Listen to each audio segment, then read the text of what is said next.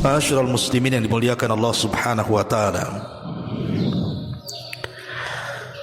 Di dalam surah Maryam ayat 59 Allah Subhanahu wa taala berfirman, "Fa khalafa min ba'dihim khalfun adha'us salata wattaba'us syahawat fasawfa yalqawna ghayya." Maka akan datang sekelompok manusia setelah mereka, orang-orang yang melalaikan salat dan mengikuti syahwat, dan kelak mereka akan dimasukkan ke dalam al-ghayy.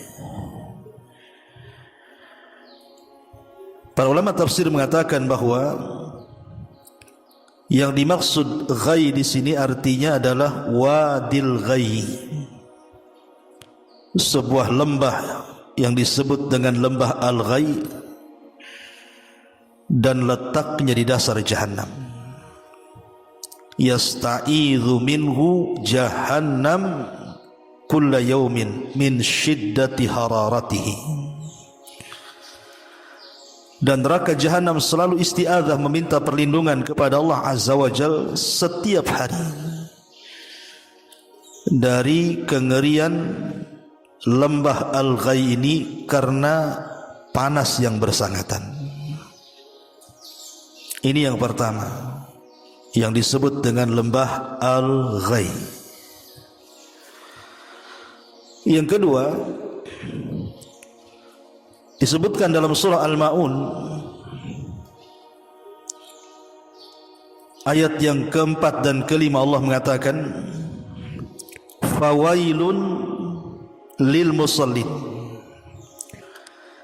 alladzina hum an salatihim sahun." Maka bagi mereka al-wail, bagi orang-orang yang melaksanakan salat, yaitu orang-orang yang dalam salat mereka lalai. Al-Imam Ibnu Utsaimin rahimahullahu taala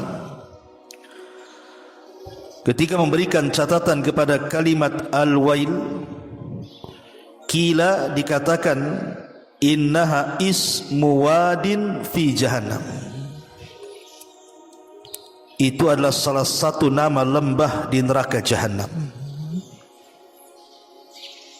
Yang disebutkan para ulama tafsir yang lainnya, syadidu al-qa'ri, yang sangat dalam, syadidun natani, yang sangat busuk, wa syadidu dhulmi, dan sangat gelap. Jadi lembah yang kedua Al-Quran menyebut dengan sebutan wail. Kemudian yang ketiga, lembah jahannam itu disebutkan di dalam surah Al-Mudaththir ayat 42 dan seterusnya. Allah mengatakan, "Ma salakakum fi saqar qalu lam nakum minal musallin." Apa yang membuat kalian masuk ke dalam saqar? Mereka mengatakan, karena dulu kami tidak pernah salat. Sebagian ahli tafsir mengatakan bahwa saqar adalah salah satu lembah dari lembah-lembah jahannam. Dari sini sudah 3 kata dalam Quran yang menunjukkan adanya lembah di jahannam. Pertama, al-ghayy, disebut lembah ghayy, dan itu disebutkan dalam surah Maryam 59. Yang kedua, lembah al-wail, dan itu banyak disebutkan dalam Al-Quran, salah satunya surah Al-Ma'un ayat 4. Kemudian yang ketiga, saqar, dan itu disebutkan dalam surah Al-Mudaththir ayat 42. Ini yang disepakati berdasarkan nas Quran. Adapun di sana ada lembah lain namanya Habhab, sebagaimana hadis yang diriwayatkan dari Muhammad ibn Wasi'. Dia mengatakan, aku masuk kepada Bilal ibn Abi Burdah, kemudian kukatakan, sesungguhnya bapakmu menceritakan kepadaku dari bapaknya dari Nabi SAW, inna fi jahannama wadiyan, Sesungguhnya di neraka Jahannam itu ada lembah, yuqalu lahu habhab, yang disebut namanya sebagai habhab. Yaskunuhu kullu jabbarin, di mana setiap orang-orang yang sombong akan menempatinya. Fa iyyaka an takuna minhum, maka hati-hati kalian jangan sampai seperti mereka. Tetapi sayang hadis ini, maksudnya hadis lembah habhab ini, dilemahkan para ulama, walaupun dikeluarkan Imam Adz-Dzarimi dan juga Ibnu Abi Syaibah dalam musannafnya dan juga Hakim dalam mustadraknya. Tetapi di dalamnya ada seorang rawi yang sangat lemah, namanya Azhar ibn Sinan al-Qurashi. Ulama menyatakan dhaif, orangnya lemah. Kemudian di sana juga ada nama lembah lain, namanya lembah Jubnul Hazan. Jubnul Hazan, sebagaimana riwayat dari Abu Hurairah radhiyallahu an, Nabi SAW mengatakan, ta'awwadhu billahi min jubbil hazani, berlindunglah kalian kepada Allah dari jub al-hazan. Sahabat mengatakan, apa jub al-hazan itu wahai Rasul? Maka Rasul mengatakan, wadin fi jahannam tata'awwad minhu jahannam kulla yawmin mi'ata marrah, sebuah lembah dalam Jahannam, di mana Jahannam setiap hari minimalnya 100 kali meminta perlindungan dari lembah tersebut. Kemudian Rasul ditanya, untuk siapa mereka? Ya Rasulullah, wa man yadkhulu, siapa yang akan masuk ke lembah itu? Maka Rasul mengatakan, al-qurra'una al-mura'una bi'a'malihim, pakar-pakar Quran yang ketika membaca Quran mereka melakukan riya. Hadis ini dikeluarkan Tirmidzi dan juga Imam Ibnu Majah. Tapi sayang hadisnya lemah juga karena dalamnya ada Ammar ibn Saif al-Dhabi dan dia dikatakan matrukul hadis. Hadisnya ditinggalkan dan Bukhari mengatakan mungkarul hadis. Sehingga kalau dikumpulkan di sini ada 5 lembah. Yang 3 berdasarkan nas Al-Quran, artinya sudah jelas-jelas sahih karena Quran. Tapi yang 2 dilemahkan para ulama, sehingga kita mencukupkan kepada yang 3 saja. Yang kita imani, pertama lembah Al-Ghai, yang kedua lembah Al-Wail, dan yang ketiga lembah Saqar. Lalu untuk apa dan untuk siapa lembah itu? Ma'asyiral muslimin yang dimuliakan Allah Azza wa Jalla, Al-Quran banyak menyebutkan tentang para penghuni lembah-lembah itu. Di antaranya adalah Allah Subhanahu wa taala berfirman, wailun likulli affakin athim, yasma'u ayatillahi tutla alaihi thumma yusirru mustakbiran ka'an lam yasma'ha fabashshirhu bi'adzabin alim. Lembah Wail bagi tiap-tiap yang banyak melakukan dusta dan kebanyakan dosa. Dia mendengar ayat-ayat Allah dibacakan kepadanya, kemudian dia tetap menyombongkan diri seakan-akan dia tidak mendengarnya. Maka beri kabar gembira kepada mereka tentang azab yang pedih. Jadi kelompok yang pertama yang akan menghuni lembah Jahannam adalah orang-orang yang mereka mendustakan ayat-ayat Allah Subhanahu wa taala. Dibacakan ayat-ayat kepada mereka tapi mereka dustakan. Ingat, 1 ayat didustakan itu sama dengan mendustakan semua ayat. Jadi kalau 30 juz itu 1 ayat saja kita dustakan, maka itu sama dengan mendustakan 1 Quran. Dan hari ini banyak orang-orang yang mendustakan ayat-ayat Al-Quranul Karim, banyak sekali. Maka para pendusta itu mereka akan menempati lembah di dalam Jahannam yang disebut Al-Wail. Bahkan dalam ayat yang lain Allah Subhanahu wa taala menyebutkan kalimat afakin athim ini diisyaratkan kepada para dukun. Allah Subhanahu wa taala berfirman, "Qul hal unabbiukum 'ala man tanazzalu syayatin?" Maukah kalian kuhabarkan tentang turunnya syaitan itu? Kalau turun ke bumi itu nemui siapa? tanazzalu ala kulli afakin athim.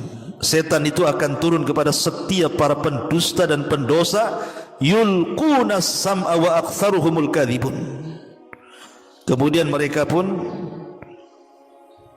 melemparkan apa yang mereka dengar dari langit, dan kebanyakan mereka adalah para pendusta. Maka lembah itu juga diperuntukkan untuk para dukun yang mereka berdusta dan mengambil dusta dari kalangan syaitan. Kemudian juga Allah Subhanahu wa taala mengatakan wailun yauma idzin lil mukadzibin. Dalam surah Ar-Rahman, begitu juga surah Al-Mursalat, diulang-ulang kalimat wailun yauma idzin lil mukadzibin. Lembah wail pada hari itu bagi para pendusta. Maksudnya pendusta di sini siapa? Para pengingkar nikmat. Orang-orang yang suka mengingkari nikmat Allah Subhanahu wa taala, bagi mereka wail, lembah jahanam. Kemudian juga Allah mengatakan wailun likulli humazatin lumazah. Lembah wail bagi setiap humazah dan lumazah. Humazah dan lumazah ini artinya bagian daripada ghibah. Cuman bedanya kalau humazah dengan isyarat, kalau lumazah dengan lisan. Jadi orang berghibah walaupun dengan isyarat dalam rangka merendahkan orang itu termasuk humazah. Kalau dia melecehkan orang dan berghibah dengan lisannya maka disebut dengan lumazah. Humazah sendiri akan mendapatkan wadin fi jahannam, wail. Dan lumazah sendiri akan mendapatkan wail sendiri. Jadi kalau dua-duanya berarti mendapatkan dua lembah itu, naudzubillah. Kemudian juga Allah mengatakan dalam ayat yang lain Al-Baqarahnya, fawailul lilladzina yaktubuna al-kitaba biaydihim thumma yaquluna hadza min indillah liyashtaru bihi thamanan qalila fawailul lahum mimma katabat aydihim wa wailul lahum mimma yaksibun. Lembah wail bagi orang-orang yang mereka menulis kitab dengan tangan-tangan mereka, kemudian mereka mengatakan ini datang dari Allah, untuk memperjualkan dengan harga yang murah. Celaka bagi mereka terhadap apa yang mereka catat, dan celaka bagi mereka terhadap apa yang mereka usahakan. Maka ini juga orang-orang yang mereka menyembunyikan kebenaran atau mengklaim sesuatu yang bukan dari Allah, dia katakan dari Allah, maka bagi mereka wail. Termasuk juga orang-orang yang menyebarkan hadis maudhu, hadis-hadis palsu. Mereka mengatakan datang dari Nabi padahal bukan dari Nabi, bagi mereka wail. Dan ingat, setiap dosa yang dimulai dengan kalimat wailun, maka dosa itu dipastikan dosa besar. Setiap dosa yang dimulai dengan kalimat wailun, maka dosa itu dosa besar. Kalau antum dapati dalam Quran Allah menyebut kalimat dosa, sebelumnya Allah katakan wail, wail, wail, berarti dosa itu besar. Karena definisi dosa besar itu adalah dosa yang ada ancaman di akhirat dengan neraka, dengan lembah, dengan siksa, ataupun ancaman di dunia dengan hukum hudud, potong tangan, rajam, cambuk, dan yang semacamnya. Kemudian juga Allah Subhanahu wa taala mengatakan, fa khalafa min ba'dihim khalfun adha'us salata wattaba'us syahwat. Allah juga mengatakan masih dalam wail, wailun lil mutaffifin. Lembah wail bagi para mutaffif. Mutaffif itu diambil dari kata-kata tatfif. Tatfif itu artinya mengurang-urang, baik banyak ataupun sedikit. Dan surah Al-Mutaffif ini turun kepada Yahudi yang ada di kota Madinah. Jadi Rasul ketika pasca hijrah dari Mekah ke Madinah, banyak terjadi kecurangan di kota Madinah itu, karena perekonomian dipegang orang Yahudi ketika itu, khususnya Yahudi Bani Qunaiqah. Mereka suka mengurang-urang takaran, timbangan, meteran, dan yang semacamnya. Intinya curang dalam dagang. Maka turunlah kalimat atau ayat Al-Quran, wailun lil mutaffifin. Lembah wail bagi para mutaffif yang suka mengurang-urang takaran dan timbangan. Artinya orang-orang yang curang dalam dagang, maka mereka terancam Subhanallah ya, sering saya katakan sama antum, mengurak takaran dan timbangan atau meteran itu tidak banyak. Kalau kain 1 meter antum kurangi 5 cm, itu kan tidak banyak 5 cm. Untuk apa kain 5 cm? Ya untuk tali jenazah aja lah 5 cm itu. Untuk apa? 5 cm tidak ada gunanya. Dibuat celana tak bisa, dibuat baju tak bisa. Untuk apa 5 cm? Untuk tali saja. Tapi kenapa kemudian Allah Subhanahu wa taala sampai mengancam dengan kalimat wail? Coba kan. Kain yang tidak berguna yang dikurangi itu rupanya menjadi ancaman bagi dia lembah jahanam. Ya, karena orang yang membeli kain itu kita tidak tahu. Apakah yang membelinya itu fakir miskin? Apakah yang membelinya itu anak yatim? Ataukah yang membelinya itu orang kaya dan begitu seterusnya? Kalau yang membelinya itu fakir miskin, berarti kita mengambil hak fakir miskin. Kalau yang membeli anak yatim, berarti kita mengambil hak anak yatim. Kalau kita pembelinya orang kaya, berarti kita mencuri dari dia. Itu yang kemudian kenapa hukumannya wailun. Ataupun orang yang ngurang-ngurang takaran, diketoknya tuh takaran itu biar dengok ke atas. Jadi kalau diisi tak penuh kan. Sekarang kalau umpamanya beli buah 1 kilo, antum ambil 2-3 buah jeruk, itu enggak mengenyangkan. Tapi sekali lagi lihat ancamannya, wailun, lembah jahanam bagi orang-orang yang tatfif ini. Tapi di masyarakat kita, masya Allah, kalau tidak curang itu kayaknya kurang untung katanya. Pada rizki itu sudah ditetapkan, anda mau curang, anda mau jujur, dapatnya sama. Karena rizki itu sudah ditentukan di lauhil mahfud. Tidak perlu curang lagi, apa mau dicurangi? Ini juga diantara lembah wel bagi mereka. Kemudian lembah ghai. Allah Subhanahu wa taala mengatakan, fa khalafa min ba'dihim khalfun adha'us salata wattaba'us syahwat fasawfa yalqauna ghayya. Akan datang sekelompok orang setelah mereka yang mereka melalaikan salat dan mengikuti syahwat, dan mereka akan dimasukkan ke dalam lembah al-ghai. Ulama mengatakan seperti yang diriwayatkan Ibnu Mas'ud radhiyallahu an, maksudnya melalaikan salat di sini adalah mereka mengakhir-akhirkan waktunya. La yusalli dhuhra hatta ya'ti al-asra wal asra hatta taghrub asy-syams. Dia tidak langsung zuhur sampai nunggu asar baru salat. Dia tidak salat asar nunggu terbenam matahari. Itu namanya mengakhir-akhirkan waktu. Bagi mereka al-ghai. Dan yang terakhir adalah lembah Saqar. Untuk siapa lembah Saqar ini? Maka Quran sendiri yang mengatakan, ma salakakum fi Saqar. Kenapa kalian bisa masuk ke neraka Saqar? Ke lembah Saqar itu kenapa? Qalu lam nakum minal musallin. Yang pertama, kami tidak pernah salat. Orang-orang yang tidak pernah salat, mereka terancam dengan lembah Saqar. Yang kedua, walam nakunut imul miskin, tidak punya perhatian kepada orang miskin. Maka juga orang-orang yang tidak pernah perhatian kepada fuqara wal masakin, Allah ancam dengan lembah Saqar. Wa kunna nakhudhu ma'al khaidin. Yang ketiga, wa kunna nakhudhu ma'al khaidin, dan kami kemudian bermain-main bersama orang-orang yang khaid, yang rusak. Ada yang mengatakan bahwa mereka adalah orang-orang yang taklid kepada keburukan, dan mereka tidak pernah mengikuti kebaikan. Apapun keburukan diikutinya, tapi kebaikan ditinggalkannya.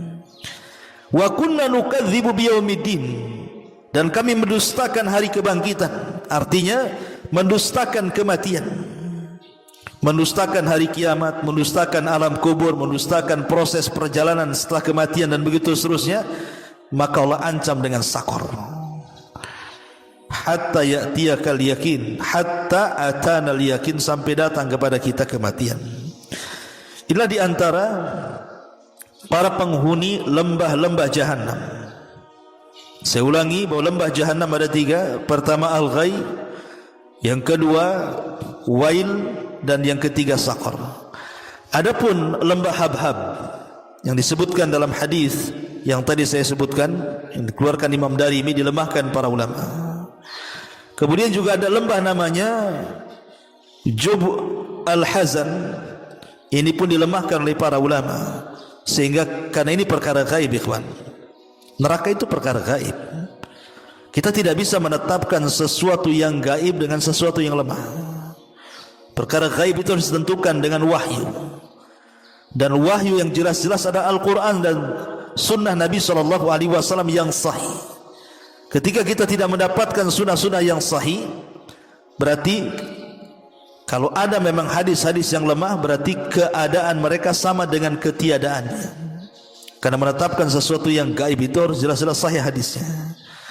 Maka kita kembalikan kepada Al-Quranul Karim, bahwa yang kita tetapkan cuma 3, bahwa di Jahannam ada 3 lembah, Al-Ghai, Al-Wail, dan juga As-Saqar. 4 permintaan penduduk neraka. Dan itu semua dituangkan di dalam beberapa ayat di dalam Al-Quranul Karim. Ma'asyiral muslimin yang dimuliakan Allah Subhanahu wa taala, apa saja permintaan-permintaan penduduk neraka ketika Allah Subhanahu wa taala masukkan mereka ke dalam neraka? Keyakinan ahli sunnah wal jamaah, apabila Allah Subhanahu wa ta'ala sudah memasukkan manusia ke dalam surga dan sebagian mereka ke dalam neraka, ji'a bil mauti, maka kematian akan didatangkan di antara surga dan neraka. Kemudian kematian itu akan dibentuk seperti kambing gibas, kemudian akan disembelih di antara surga dan neraka. Artinya sejak itu tidak ada kematian. Karena Allah Subhanahu wa taala akan mengirim penyeru kepada penduduk surga dan mengatakan, ya ahlal jannah la mauta lakum. Wahai penduduk surga, tidak ada kematian lagi bagi kalian.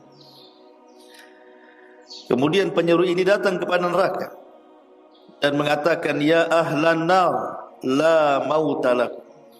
Wahai penduduk neraka, tidak ada juga kematian kepada kalian. Maka ketika tidak ada kematian, maknanya kedua penduduk ini akan dikekalkan selamanya, baik penduduk neraka ataupun penduduk surga. Nah, disinilah kemudian penduduk neraka yang dimasukkan ke dalam neraka dan sudah ditakdirkan dikekalkan di dalam. Maka ada 4 permintaan mereka kepada Allah Subhanahu wa ta'ala. Apa saja permintaan mereka? Yang pertama dituangkan dalam surah Al-Mu'minun ayat 107. Allah Subhanahu wa ta'ala menggambarkan permintaan mereka dan mengatakan, Rabbana akhrijna minha fa in udna fa inna zalimun. Rabbana, ya Rabb kami, keluarkanlah kami daripada neraka ini. Kemana? Maksudnya dikembalikan ke dunia.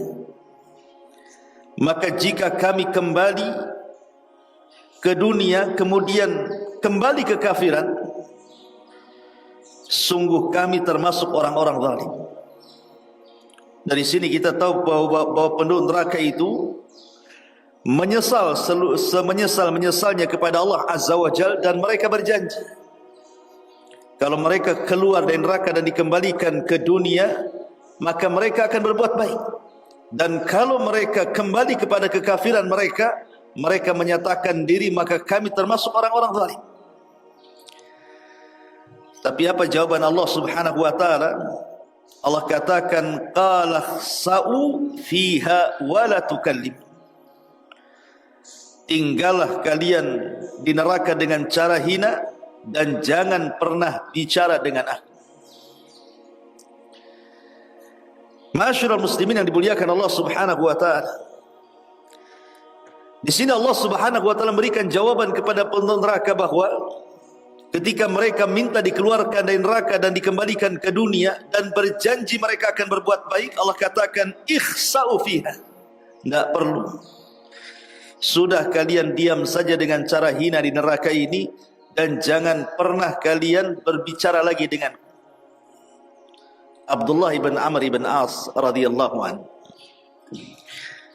seorang sahabat yang banyak menulis hadis Nabi SAW. Beda dengan Abu Hurairah.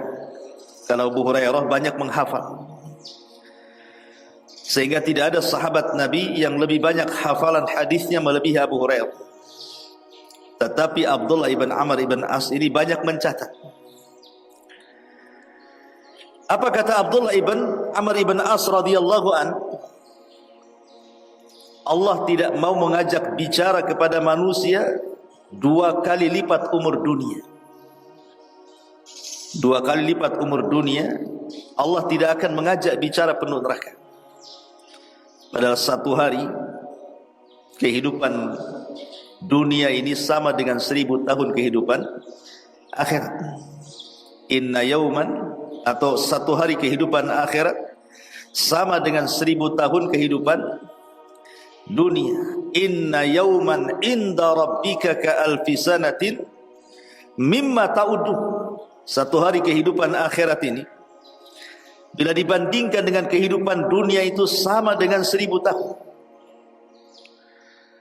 Artinya kalau seandainya 2 kali umur dunia, sudah kebayang tuh berapa ribu tahun Allah subhanahu wa ta'ala tidak akan mengajak bicara penuh neraka. Ini sebuah kinayah bahwa orang-orang kafir yang dikekalkan di neraka itu selamanya tidak akan mendapatkan rahmat Allah azza wa jalla. Mereka akan tetap diam di situ. Lah ketika penuh neraka itu tidak bisa berkomunikasi lagi dengan Allah azza wa jalla, dan Allah subhanahu wa ta'ala tidak kabulkan permintaan mereka, mulailah mereka melirik kepada malaikat Malik. Malaikat Malik ini malaikat penjaga penuh neraka. Karena Allah tidak kabulkan permintaan mereka, maka mereka melirik kepada siapa? Malaikat Malik. Dan itu digambarkan di dalam Al-Quran juga, surah Az-Zukhruf ayat 77, di mana Allah subhanahu wa ta'ala menggambarkan penuh neraka. Wa nadaw ya Malik liyaqdi alaina rabbuk qala innakum makithun. Dan mereka berseru, wahai Malik, biarlah Tuhanmu mematikan kami saja. Tetapi malaikat Malik mengatakan, sungguh kamu akan tetap tinggal di neraka dan tidak ada kematian. Jadi permintaan yang kedua, ketika mereka entah berapa ratus tahun, berapa ribu tahun mereka diazab oleh Allah azza wa jalla dalam neraka itu, mereka tidak tahan. Sehingga karena tidak tahan itulah mereka minta agar supaya mati saja. Tetapi malaikat Malik mengatakan, innakum makithun, kalian tidak akan mati dan kalian akan tetap tinggal di neraka selamanya. Subhanallah. Ya. Kemudian dikatakan, laqad ji'nakum bil haqq walakin aktsarahum lil haqqi karihun. Sungguh kami telah datang membawa kebenaran ketika di dunia kepada kalian, tetapi kebanyakan di antara kalian benci dengan kebenaran itu. Cukup sampai di sini? Tidak juga. Ketika kemudian mereka tidak bisa meminta kepada malaikat Malik, mulailah mereka melirik kepada malaikat-malaikat penjaga neraka yang lain. Dan itu digambarkan dalam surah Ghafir ayat 49-nya. Wa qala alladhina fin nar li khazanati jahannam ud'u rabbakum yukhaffif 'anna yawman minal adzab. Dan orang-orang yang berada dalam neraka itu berkata kepada penjaga-penjaga neraka Jahannam, wahai para penjaga neraka Jahannam, mohonkanlah kepada Tuhanmu agar dia meringankan azab atas kami sehari saja. Karena mereka sudah tidak tahan. Entah mereka beribu-ribu tahun mereka diazab di situ, mereka minta 1 hari untuk istirahat. Tetapi Allah Subhanahu wa taala katakan yauma la yanfa'u dhalimina ma'dziratuhum wa lahumul la'natu wa lahum su'ud dar. Hari ketika permintaan maaf tidak berguna bagi orang-orang zalim dan mereka mendapat laknat dan tempat tinggal yang buruk selamanya. Ma'asyiral muslimin yang dimuliakan Allah Subhanahu wa taala, lihat. Pertama, mereka minta keluar dari neraka. Tapi Allah Subhanahu wa taala tidak kabulkan dan Allah katakan kalian akan tetap tinggal di dalam. Kemudian mereka meminta kepada Malik, penjaga neraka, agar diwafatkan saja, minta kepada Allah agar kami diwafatkan saja. Tapi malaikat Malik mengatakan tidak, kalian tidak akan diwafatkan, kalian akan tetap tinggal di dalam. Kemudian yang ketiga, mulailah mereka minta keringanan. Ya sudah, kalau tidak bisa diwafatkan, 1 hari saja, kami ingin istirahat. Tapi Allah Subhanahu wa taala katakan ketika permintaan itu tidak berguna bagi mereka, enggak ada gunanya. Barulah kemudian penduduk neraka itu mulai melirik pada penduduk surga. Ketika meminta kepada Allah ditolak, meminta kepada malaikat ditolak, meminta kepada penjaga-penjaga jahanam ditolak, mulailah mereka melirik kepada penduduk surga. Karena neraka dan surga itu ada jendela, di mana penduduk surga bisa melihat penduduk neraka, begitu juga sebaliknya. Allah Subhanahu wa taala katakan, wa nada ashabul jannah ashaban nar an qad wajadna ma wa'adana rabbuna haqqan fahal wajadtum ma wa'ada rabbukum haqqan qalu na'am fa'adhana mu'adhdhinun bainahum al-la'natullah 'ala zalimin. Wa nada ashabun nar ashabal jannah an afidu alaina minal ma' aw mimma razaqakumullah qalu innallaha harramahum 'alal kafirin. Ketika dalam surah Al-A'raf ayat ke-44, dan ketika penduduk surga itu menyeru kepada penduduk neraka, sungguh kami, kata penduduk surga, sudah mendapatkan apa yang dijanjikan Rabb kami kepada kami dengan kebenaran. Apakah kalian juga sama mendapatkan janji Allah kepada kalian? Peneraka mengatakan ya. Maka datanglah penyeru di antara mereka dan mengatakan kepada peneraka, sungguh Allah telah melaknat orang-orang yang zalim. Pada Al-A'rafnya ayat 50-nya Allah katakan, dan penduduk neraka pun menyeru kepada penduduk surga. Apa seruannya? An afidu alaina minal ma. Tolonglah berikan kepada kami setetes air yang kalian minum. Au mimma razaqakumullah, atau mungkin makanan yang Allah rizkikan kepada kalian. Tapi penduduk surga mengatakan innallaha harramahum 'alal kafirin. Maaf, Allah telah haramkan keduanya, maksudnya makanan kami dan minuman kami, kepada orang-orang kafir. Penduduk surga pun menolak permintaan penduduk neraka. Padahal ayat ini umum. Bisa saja yang meminta air itu bapak kepada anaknya. Mungkin bapaknya di neraka, anaknya di surga. Atau mungkin suaminya di neraka, istrinya di surga. Atau mungkin anaknya di neraka, orang tuanya di surga. Mungkin sesama keluarga mereka meminta.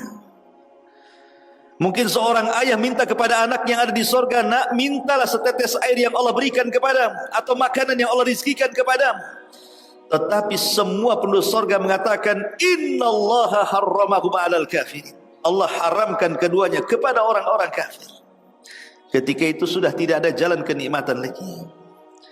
Allah tolak permintaannya, malaikat Malik tolak permintaannya, para penjaga jahanam tolak juga permintaannya, penduduk surga pun ikut menolak permintaan penduduk neraka. Di sini terjadi penyesalan hebat penduduk neraka, karena keinginan mereka tidak dipenuhi. Ma'asyiral muslimin yang dimuliakan Allah Subhanahu wa taala, maka Al-Quran telah meringkas apa penyebab penyesalan sehingga mereka meminta 4 permintaan dan ditolak semuanya.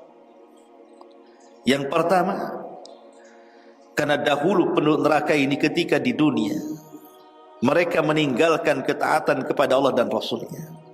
Dan itu disebutkan dalam surah Al-Ahzab ayat 6. Yauma tuqallabu wujuhum fin nari yaquluna ya laitana ata'na Allah wa ata'na Rasulah. Pada hari ketika muka mereka dibolak-balik dalam neraka, mereka berkata, alangkah baiknya andai kata kami dahulu, maksudnya di dunia, kami taat kepada Allah dan kami taat kepada Rasulnya. Tapi mereka tidak taat kepada Allah dan Rasulnya, maka rasakan penyesalan sekarang di neraka.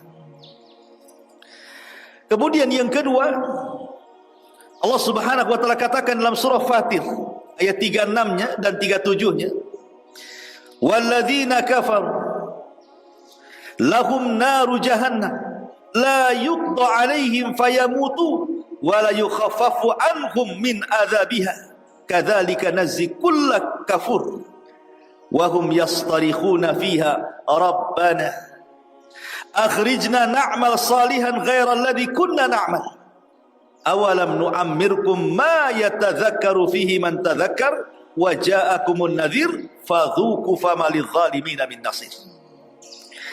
Dan orang-orang kafir, bagi mereka neraka jahanam.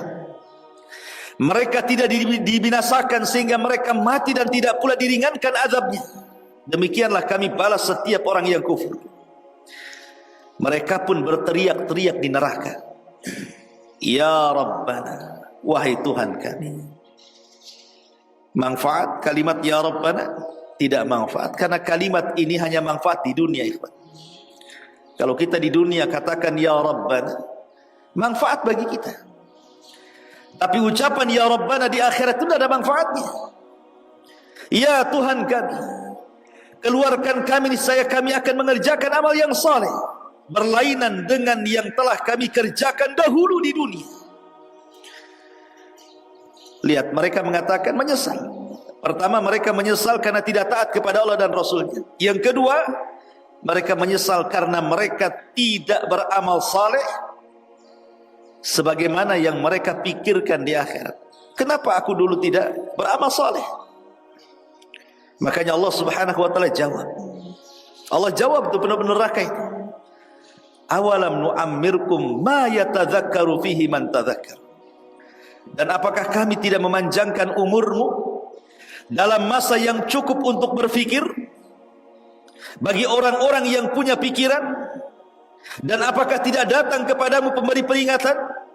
Maka rasakanlah azab kami, dan tidak ada bagi orang-orang yang zalim seorang penolong pun.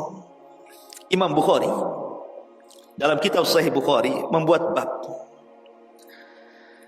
peringatan kepada orang-orang yang berusia 60 tahun. Dari 40 sampai 60 tahun. Jadi Imam Bukhari itu membawakan ayat ini, kemudian memberikan judul atau bab dalam sahihnya tentang tidak ada uzur bagi orang-orang yang berusia 60 tahun untuk tidak bertobat. Artinya kalau di usia 40 tahun sampai 60 tahun kok tidak bertobat, berarti setelah tidak akan dapat taufik. Gitu maksudnya. Kalau orang sudah 40 tahun sampai 60 tahun tidak juga bertobat kepada Allah, maka akan susah dapat taufik setelahnya. Karena di sini Allah singgung kepada penduduk neraka, bukankah aku telah berikan usia panjang? Maksudnya 40 sampai 60 tahun gitu maksudnya. Kalau dalam rentan umur begini tidak berubah juga, subhanallah, orang itu susah akan dapat taufik. Kenapa? Ulama menjelaskan, karena usia 40 sampai 60 tahun itu rata-rata nikmat Allah itu sudah Allah berikan hampir secara keseluruhan. Rata-rata usia 40 sampai 60 tahun sudah berumah tangga, sudah punya anak, sebagian mereka sudah punya cucu, sebagian mereka sudah punya pekerjaan yang mungkin mapan, dan akal pun sudah sehat. Makanya Nabi itu diutus tidak di usia 25 atau 30 tahun, tidak, tapi di usia 40 tahun, karena disitulah akal manusia sehat-sehatnya. Makanya sering saya katakan dari segi mengkonsumsi makanan saja di usia 40 tahun ke atas itu, makan itu bukan pakai mulut, tapi pakai akal. Bukan pakai mulut kan, bukan pakai akal. Kalau pakai mulut mungkin di usia 20 tahun pakai mulut, mau sate 100 tusuk pun main hantam saja. Tapi kalau sudah 40 tahun ke atas pakai akal dia makannya. Ini tidak bisa dimakan ini, gula naik. Nggak bisa makan ini, kolesterol naik. Nggak bisa makan ini, asam urat naik. Akalnya main. Dan itu tidak haram, tidak ada masalah, karena untuk kebaikan kan. Tapi dari situ kita tahu bahwa dari segi makanan saja sudah dikurangi nikmat tuh. Nikmat kita itu sudah dikurangi, tenaga sudah mulai berkurang, syahwat sudah mulai berkurang, makanan juga sudah mulai berkurang, macam-macam sudah mulai berkurang. Lah kalau seandainya tanda-tanda kurangnya nikmat itu menyadarkan dia, kapan lagi dia sadar, gitu maksudnya. Makanya Allah Subhanahu wa taala berikan kesempatan di usia 40 tahun sampai 60 tahun itu, sadar enggak kamu? Allah katakan, awalam nu'ammirkum ma yatadzakkaru fihi man tadzakkar. Dan apakah kami tidak memanjangkan umurmu dalam masa yang cukup untuk berfikir bagi orang-orang yang berfikir. Kemudian Allah Subhanahu wa taala sebutkan dalam surah As-Sajdah ayat 12, walau tara idil mujrimuna nakisu ru'usihim inda rabbihim rabbana absarna wa sami'na farji'na na'mal salihan inna muqinun. Dan alangkah ngerinya jika sekiranya kami melihat ketika orang-orang yang berdosa itu menundukkan kepalanya di hadapan Rabbnya, seraya berkata, wahai Rabb kami telah melihat dan mendengar, maka kembalikanlah kami ke dunia, kami akan mengerjakan amal saleh, sesungguhnya kami sekarang orang-orang yang yakin. Terkadang manusia kalau hanya diceritakan neraka di dunia itu tidak yakin. Betapa banyak orang-orang yang kemudian mendengar ataupun membaca bagaimana ngerinya neraka. Orang yang masuk neraka, mereka diberikan pakaian dari neraka, makanan dari zakum, mereka akan diborgol, mereka akan dikejar-kejar neraka, mereka akan dikelupas-kelupaskan kulit mereka. Itu kita sering dengar di dunia. Tapi sebagian kita nampaknya yakin tidak yakin.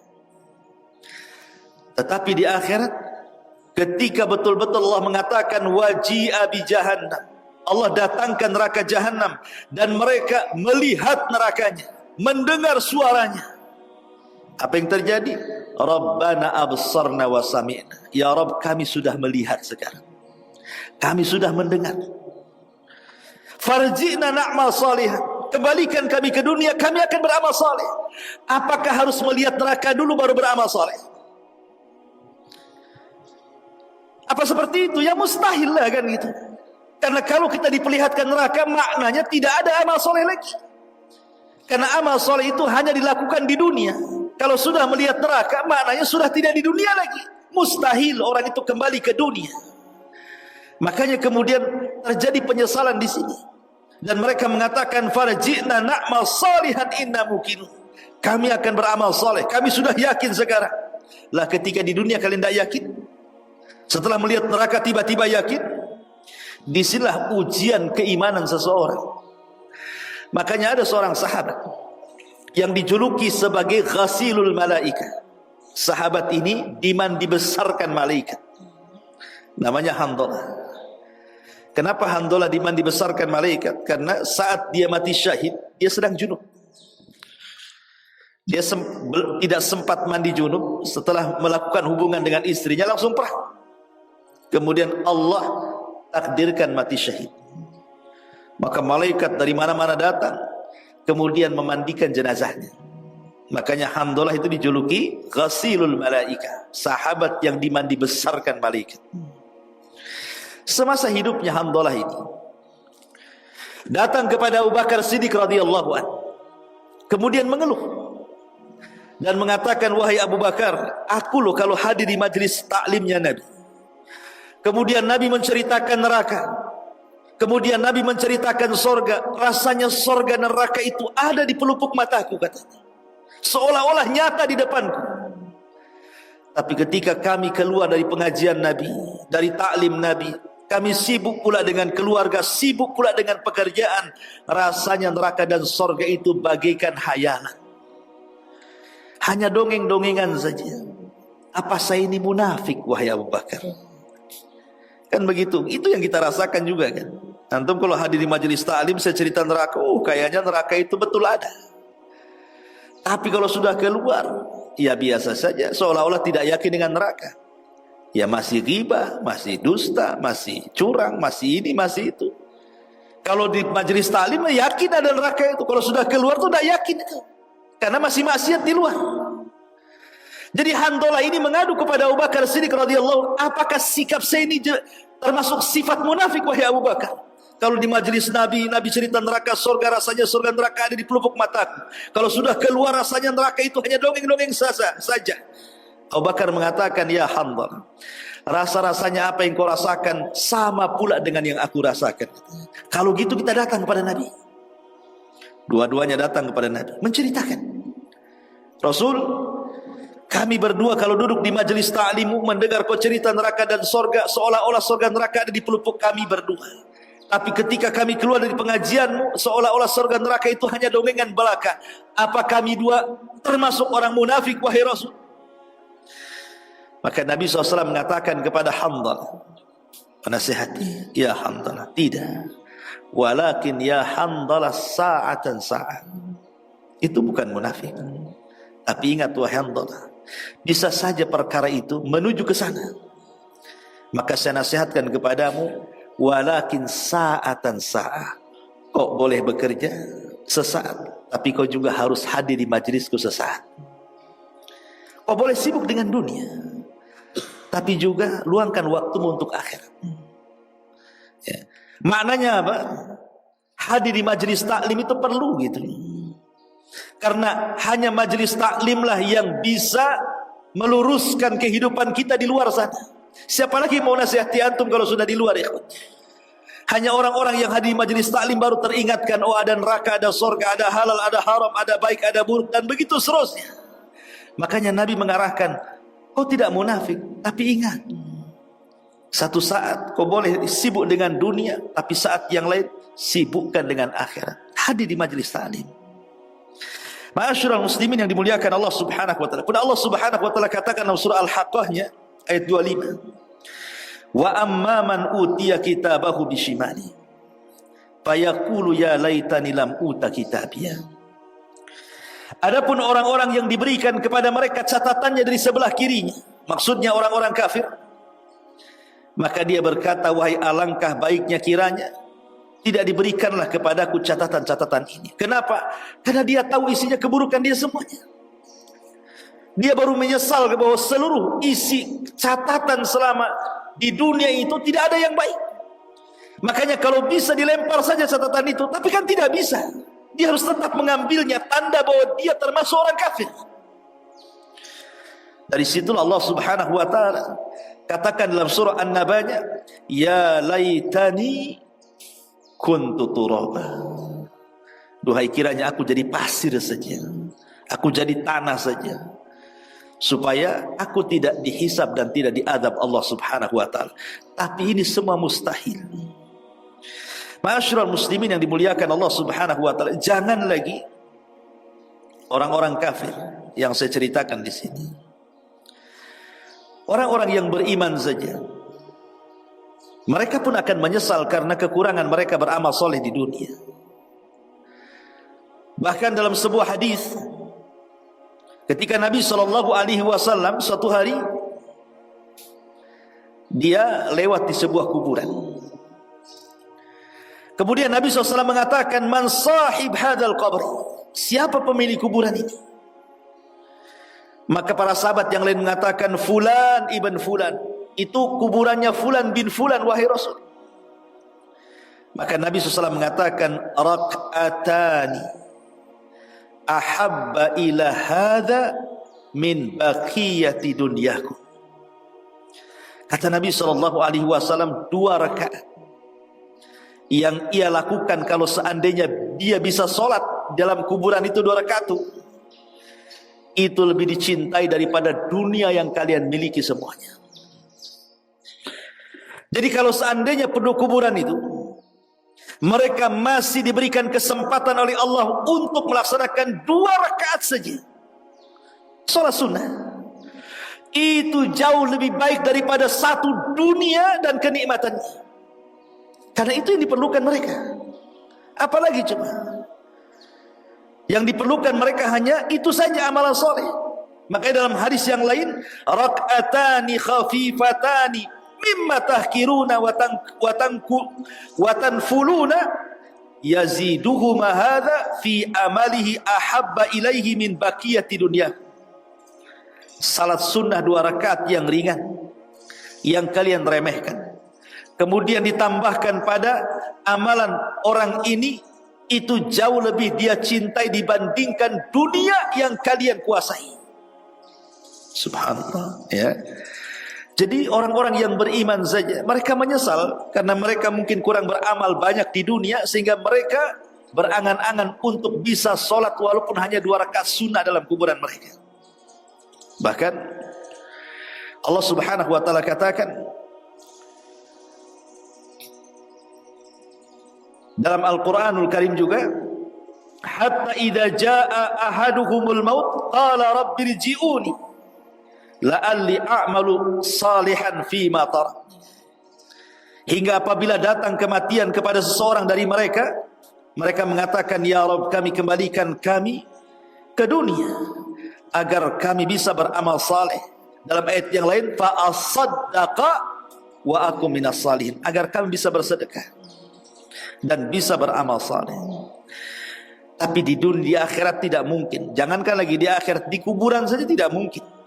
Apalagi orang sudah masuk neraka, kan? Permintaan itu pasti ditolak. Kalau di dunia masih mungkin lah.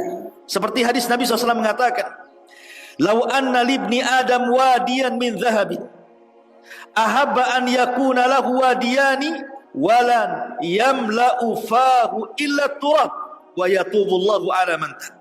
Seandainya seseorang itu memiliki 1 lembah emas di dunia, niscaya dia ingin memiliki 2 lembah emas lagi. Mungkin? Mungkin. Ada orang bercita-cita ingin punya rumah, kan? Sudah punya rumah, ingin punya rumah lagi. Allah kabulkan, Allah kabulkan, punya rumah lagi dia. Sudah punya 2 nih, ingin punya 3, Allah kabulkan, Allah kabulkan. Dikasih lagi 3, dikasih lagi 4, 5, 6. Itu mungkin permintaan di dunia. Tidak ada yang mustahil di dunia ini bagi Allah Subhanahu wa taala. Tetapi di akhirat mana mungkin? Makanya kita lihat di dunia itu para pengusaha yang mungkin miliarder gitu ya. Dulunya orang-orang susah, orang-orang miskin. Maknanya apa? Cita-cita dan permintaan mereka itu semua dikabulkan di dunia. Tapi di akhirat mungkinkah dikabulkan? Mustahil. Permintaan-permintaan di akhirat tidak mungkin dikabulkan. Makanya lihat 4 permintaan penduduk neraka yang sudah saya jelaskan di awal, semua ditolak. Mereka ingin keluar dari neraka, Allah tolak. Bahkan Allah tidak akan mengajak bicara selama 2 umur kekuasaan, umur dunia, 2 kali umur dunia lagi. Berdasarkan perkataan Abdullah ibn Amr ibn As radhiyallahu anhu. Kemudian mereka minta dimatikan, nak mau hidup di neraka, minta kepada malaikat Malik. Malaikat Malik menolaknya dan mengatakan apa? Sudah, kalian tinggal saja di neraka, ngapain minta mati-mati? Kemudian mereka meminta kepada penjaga neraka untuk 1 hari istirahat. Tapi para penjaga neraka pun sama, tidak ada istirahat bagi kalian. Oke, kalau tidak ada istirahat, mereka ingin merasakan nikmat penduduk surga, hanya makan atau minum sedikit saja yang Allah bisikan kepada mereka. Penduduk surga pun menolak semuanya. Artinya bahwa kondisi-kondisi seperti ini, inilah penyesalan yang hakiki, yang tidak mungkin seseorang lari dari kenyataan kelak di neraka. Na'udzubillah, tsumma na'udzubillah. Dosa-dosa yang menyebabkan kita terlempar ke dalam neraka. Terkadang dosa-dosa ini ringan bagi kita, tapi tidak sadar bahwa dosa ini rupanya berat di hadapan Allah Subhanahu wa taala. Tidak memperpanjang mukaddimah, dosa apa saja yang menjadikan kita ini bisa terlempar ke dalam jahannam? Yang pertama, ar-riya'u fil a'mal wa adamul ikhlasi fiha.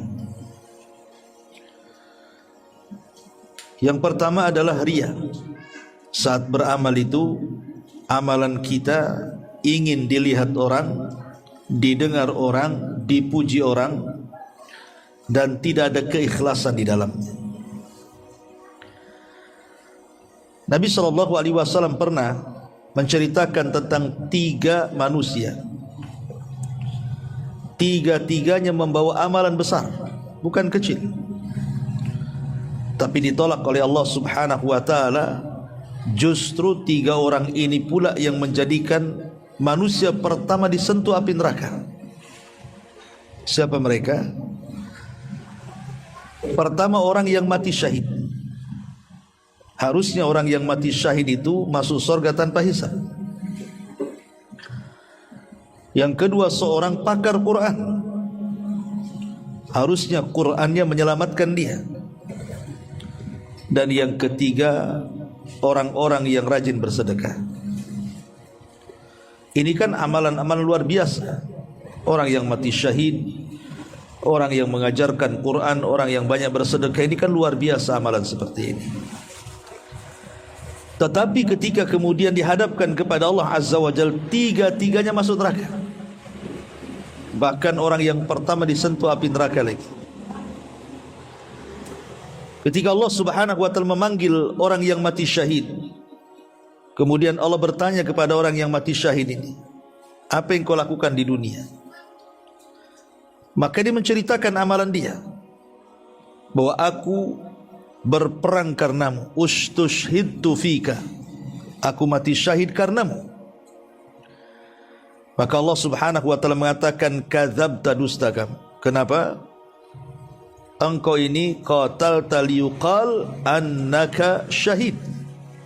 Engkau ini, atau annaka syuja, engkau ini berperang hanya karena supaya manusia menganggap engkau ini pahlawan, pemberani, bukan karena aku, kata Allah.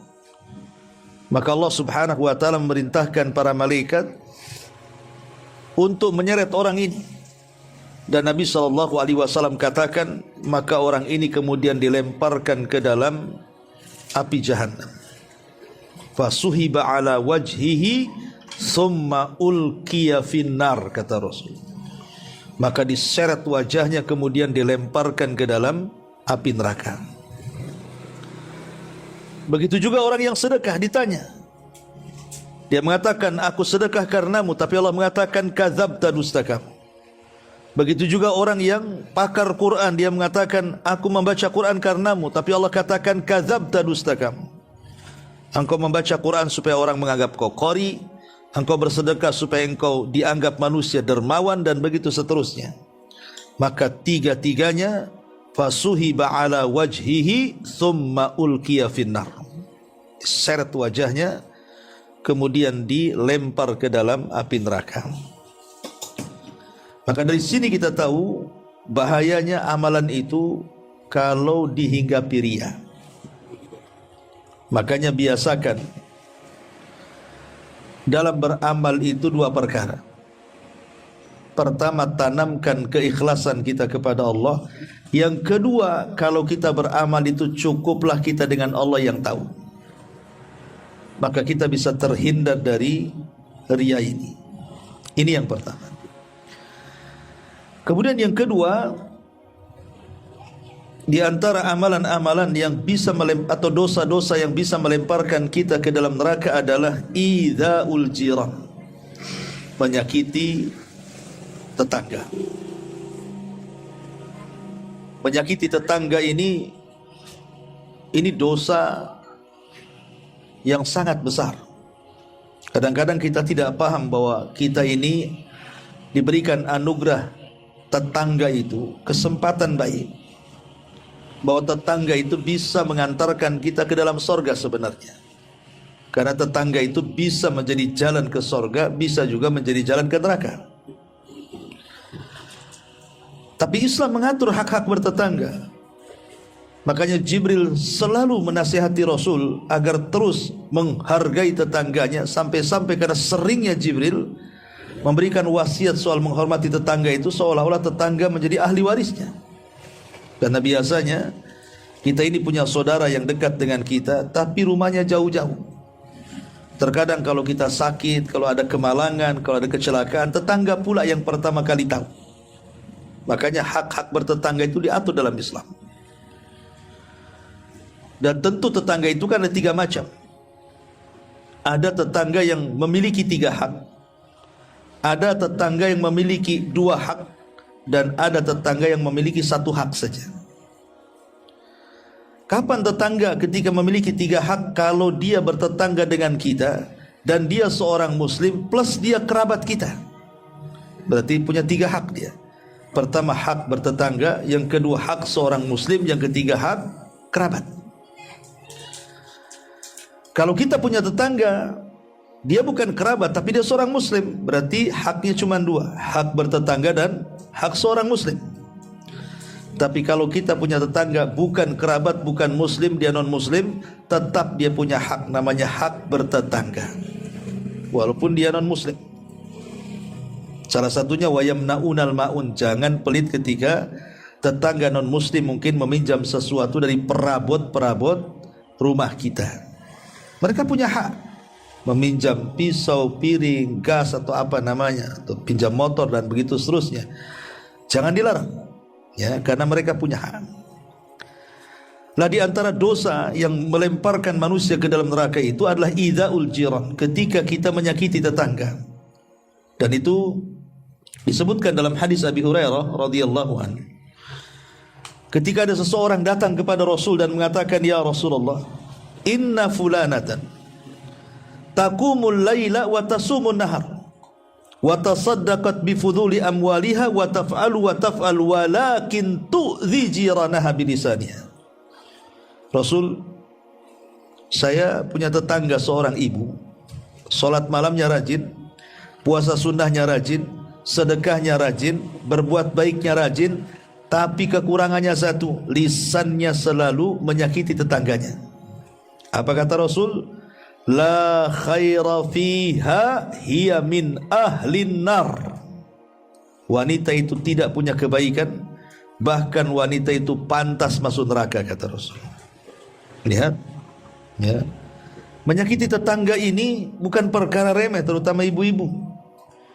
Walaupun karena di sini Rasul ditanya soal seorang ibu. Karena biasanya yang suka nyakiti tetangga itu kan bapak-bapak biasanya. Biasanya mama. Bapak-bapak ini sibuk di luar, dia dapat laporan saja. Bang, tetangga anu begini.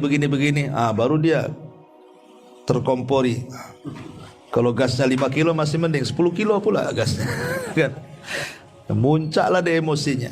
Tapi kan yang memulai biasanya mama dulu, ibu-ibu nih biasanya. Makanya contohnya dalam hadis ini seorang ibu.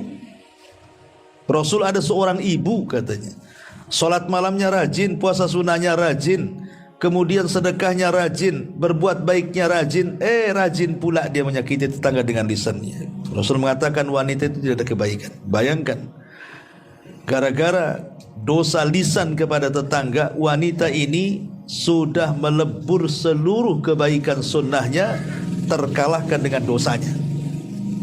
Maka jangan suka menyakiti tetangga, baik dengan lisan ataupun dengan perbuatan. Kadang parkir sembarangan. Kita depan rumah ada parkir pula di depan rumah tetangga. Kita ada tong sampah, disimpan pula sampahnya di tong sampah tetangga.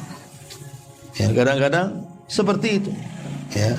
Atau mengirim bau-bau yang tidak sedap kepada tetangga. Memang sampah-sampah kita diletakkan di rumah kita, tapi baunya sampai ke tetangga, kan begitu.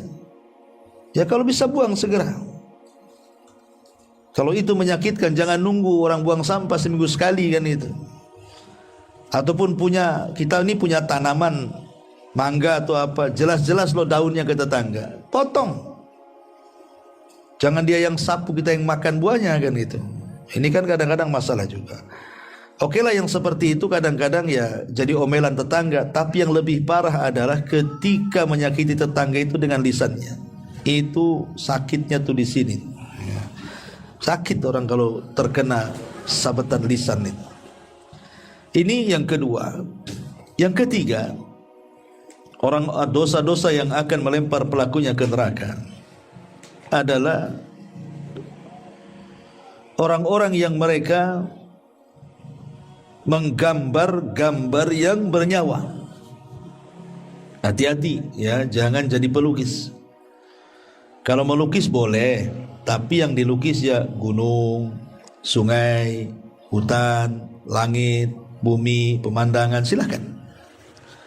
Tapi kalau yang dilukis itu manusia ataupun binatang yang bernyawa, maka hadis Abi Hurairah radhiyallahu anhu mengatakan, takhruju unuqu min nar yaumal qiyamah. Neraka itu punya leher dan lehernya keluar. Jadi neraka itu punya leher dan lehernya keluar. Kemudian leher neraka itu laha ainani tubsirah. Dia memiliki dua mata yang akan memandang tajam. Wa udhunani tasma'an, memiliki dua telinga yang bisa mendengar dengan tajam. Wa lisanun yantik, dan leher neraka itu punya lisan yang akan menjulur. Kemudian leher neraka itu akan mengatakan, inni wukiltu bi thalathin, aku diperintahkan untuk menyambar 3 manusia. Bi kulli jabbarin anid, pertama orang-orang yang sombong, orang-orang yang congkak, orang-orang yang takabur. Wa bi kullin man da'a ma Allahi ilahan akhar, yang kedua orang-orang yang beribadah kepada selain Allah, menyekutukan Allah subhanahu wa ta'ala, orang-orang musyrik. Dan yang terakhir wabil musawwirin, dan para penggambar, para pelukis. Makanya boleh jadi seniman, tapi jangan melanggar syariat ya. Coba bayangkan, ini bukan main-main. Alasannya kenapa? Karena menyerupai ciptaan Allah. Nanti pada hari kiamat para penggambar makhluk yang bernyawa itu disuruh menghidupkan gambarnya itu, lukisannya itu. Kalau tidak bisa, dia diadab terus dan disambar oleh leher neraka, naudzubillah. Maka ini peringatan kepada para pelukis. Kemudian juga di antara dosa-dosa yang bisa melemparkan ke neraka adalah at-takallum bi kalamin min suhtillahi azza wa jalla. Bicara tanpa dipikir, bicara asal ngomong, asal jeplak gitu bahasanya ya. Asal ngomong aja gak dipikir.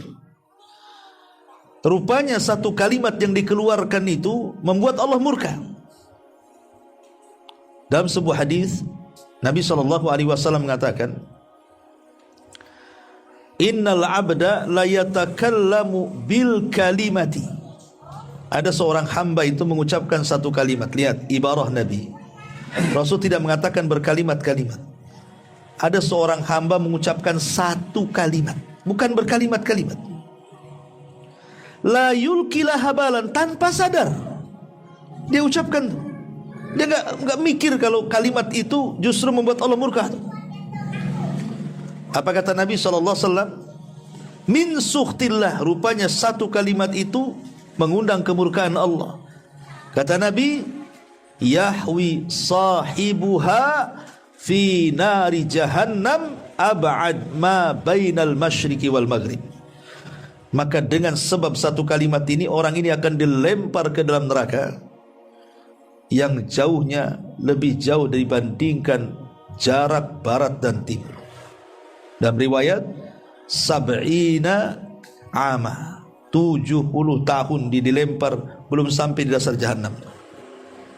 Dan ngeri ikhwan ya. Ingat satu kalimat. Makanya kenapa dalam Islam itu sangat dianjurkan seseorang itu untuk berfikir. Sebelum bicara itulah berfikir, apakah bicaranya ini mengandung dosa atau tidak? Apakah bicaranya ini ada manfaatnya atau tidak?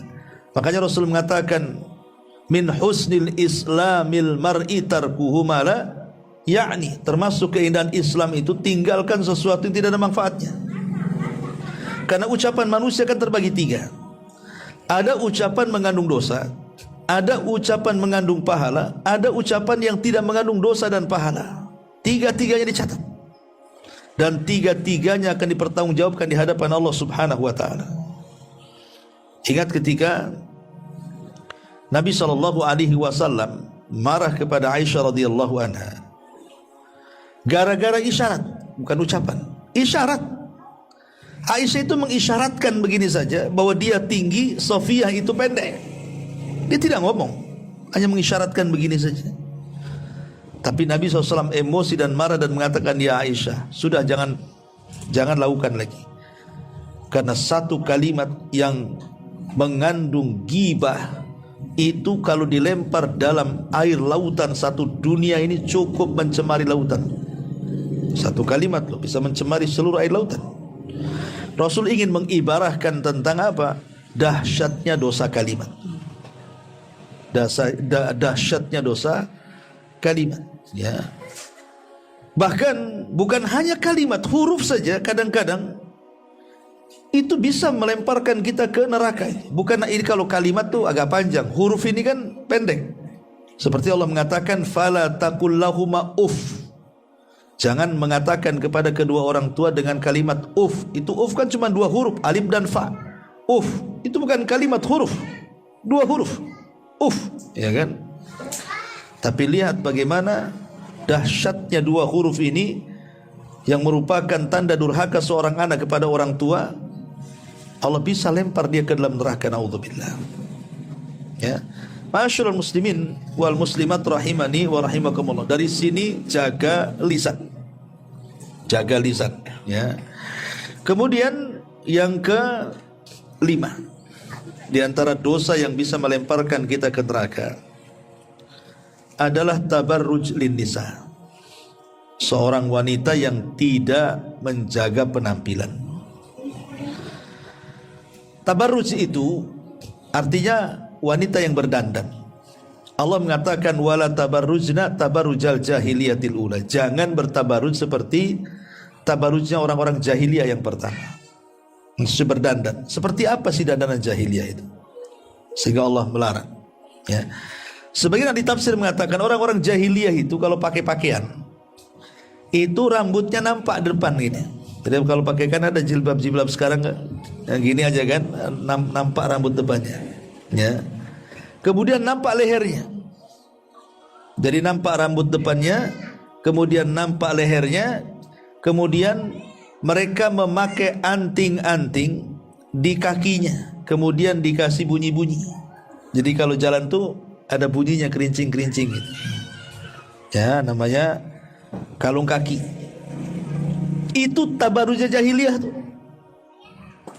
Jadi tabarruj jahiliyah itu, itulah coba. Sekarang coba lihat tabarruj hari ini. Ini bukan hanya buka kepala, bukan buka leher, buka semua. Ya, apalagi di pantai-pantai, di kolam-kolam renang umum kan itu ya. Orang sekarang lebih jahiliyah dibanding orang jahiliyah. Jahiliyah aja masih menutup. Cuman tampaklah rambut depan, leher sama kalung kaki gitu ya. Kalau sekarang semua nampak. Makanya sekarang ini dandan orang sekarang bukan tabarruj jahiliyah lagi, lebih jahiliyah dibandingkan jahiliyah malah.